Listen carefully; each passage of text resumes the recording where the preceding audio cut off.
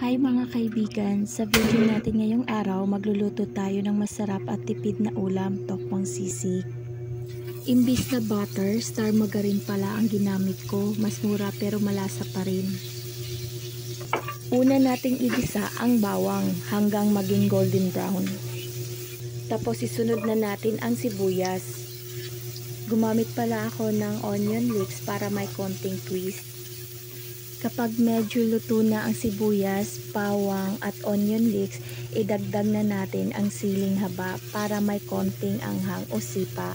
Ngayon, yung natirang tokwa kahapon ang gagamitin natin. Sayang naman kung hindi makakain kaya i-refuse natin.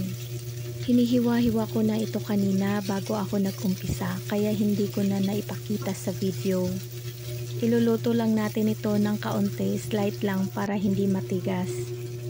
Pagkatapos, ihalo natin yung mixture na sineset aside natin kanina.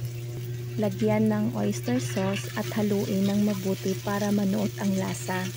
At ang panghuli, idagdag ang mayonnaise para maging creamy at malinamnam ang ating sisig. Ayan na, ready na ang ating tokwang sisig. Sana masubukan nyo rin ito sa bahay. Simple lang, mura pero siguradong masarap. Hanggang sa susunod na luto mga kaibigan.